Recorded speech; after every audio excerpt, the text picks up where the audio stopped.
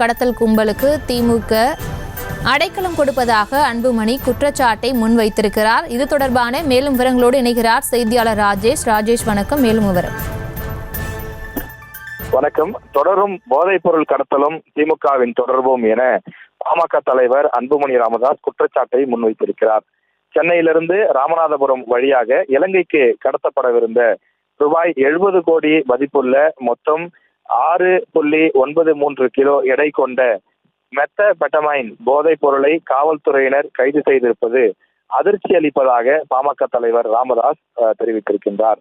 இது தொடர்பாக ராமநாதபுரம் மாவட்டம் சிறுபான்மையினர் நல உரிமை பிரிவு துணைத் தலைவர் சையது இப்ராஹிம் என்பவர் உள்ளிட்ட 3 மத்திய போதைப் பொருள் கடத்தல் தடுப்பு பிரிவினர் கைது செய்திருக்கிறார்கள் என்றும், போதைப் பொருள் கடத்தலில் தொடர்புடைய இந்த சையது இப்ராஹிம் திமுகவை சேர்ந்தவர் தான் என்பதை அக்கட்சியின் தலைமையும் ஒப்புக்கொண்டு அவரை திமுகவிலிருந்து நிரந்தரமாக நீக்கியிருப்பதாகவும் அவர் குறிப்பிட்டிருக்கிறார்.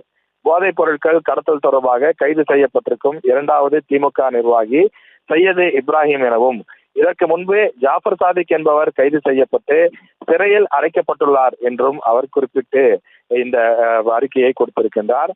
தமிழ்நாட்டில் போதைப் பொருள் கலாச்சாரத்தை பரப்பி அனைத்து வகை சீரழிவையும் ஏற்படுத்தியவர்களுக்கு திமுக அடைக்கலம் கொடுத்திருக்கிறது என்றும் பாமக தலைவர் அன்புமணி ராமதாஸ் குற்றச்சாட்டை முன்வைத்திருக்கிறார். போதை மருந்து கடத்தலில் ஈடுபட்ட நிர்வாகி கைது செய்யப்பட்ட பிறகு அவரை நீக்குவதன் மூலமாக மட்டும் இதிலிருந்து திமுக தப்பித்துக் கொள்ள முடியாது எனவும், போதை மருந்து கடத்தல் கும்பலுக்கு அடைக்கலம் கொடுத்தது தொடர்பாக தமிழ்நாட்டு மக்களுக்கு திமுக விளக்கம் அளிக்க வேண்டும் எனவும் அவர் கேட்டுக்கொண்டிருக்கிறார். தொடர்ந்து போதைப் பொருள் நடமாட்டம் தமிழ்நாட்டில் இருந்து வருவதாகவும், அதை கட்டுப்படுத்த முதலமைச்சர் மு.க. ஸ்டாலின் தவறிவிட்டார் என்றும் அவர் குறிப்பிட்டிருக்கிறார். மத்திய போதைப் பொருள் தடுப்பு பிரிவுதான் குற்றவாளிகளை பிடித்திருக்கிறது என்றும் பாமக தலைவர் அன்புமணி ராமதாஸ் குறிப்பிட்டிருக்கிறார். முதலமைச்சர் மு.க. ஸ்டாலின் இனியாவது விழித்துக் கொண்டு போதைப் பொருட்கள் கலாச்சாரத்தை தமிழ்நாட்டில் ஒழிக்க வேண்டும் எனவும், இல்லை என்றால் தமிழ்நாட்டு இளைஞர்கள் சீரழிந்து போவார்கள் என்றும் அவர் குறிப்பிட்டிருக்கிறார்.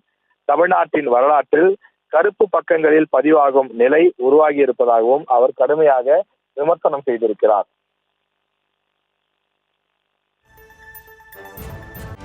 செய்திகளை உடனுக்குடனும் துல்லியமாகவும் தெரிந்து கொள்ள சப்ஸ்கிரைப் பண்ணுங்க.